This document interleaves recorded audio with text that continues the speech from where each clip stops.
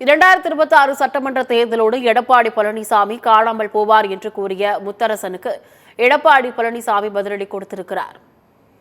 100 ஆண்டு காலமாக போராடி கொண்டிருக்கிற கட்சி.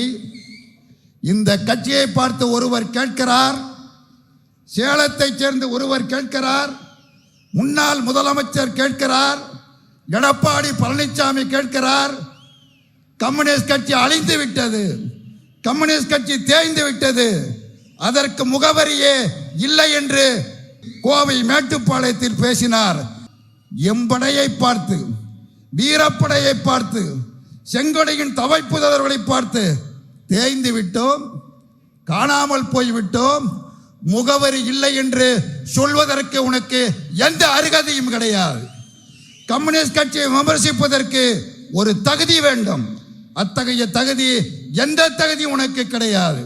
கம்யூனிஸ்ட் கட்சி திமுகவிடம் பணம் வாங்கிவிட்டது தேர்தலுக்கு. ஆகவே அவர்கள் எதிர்த்து போராடவில்லை, போராட்டம் நடத்த மாட்டேன் என்கிறார்கள். ஸ்டாலினுக்கு அடிமையாகிவிட்டார்கள். அழைப்பு விடுத்த பழனிசாமி அடுத்ததாக இதை பேசுகிறார். எடப்பாடி பழனிசாமியே, இந்திய கம்யூனிஸ்ட் கட்சி எவருக்கும் அடிபணியாது. உன்னை போன்று நாங்கள் அடிமைகள் அல்ல. பாரதிய ஜனதா கட்சியின் காலில் விழுந்து கிடக்கிற உன்னை போன்ற அடிமைகள் நாங்கள் அல்ல. நீ எப்படி முதலமைச்சர் ஆனா என்பது நாட்டிற்கு தெரியும், நாட்டிற்கல்ல இந்த உலகத்திற்கே தெரியும்.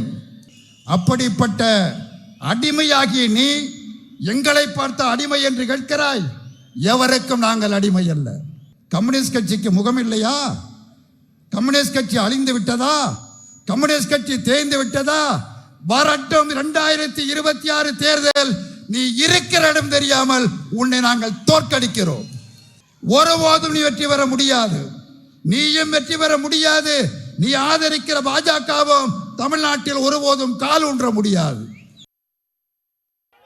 கம்யூனிஸ்ட் கட்சியினுடைய தலைவர் திரு முத்தரசன் அவர்கள் ஒரு கூட்டத்தில் பேசுறார். எடப்பாடி பழனிசாமி பாரதிய ஜனதாவோட கூட்டணி போய் சேர்ந்துட்டார். நாங்க சேர்ந்தலாம் என்ன தப்பு?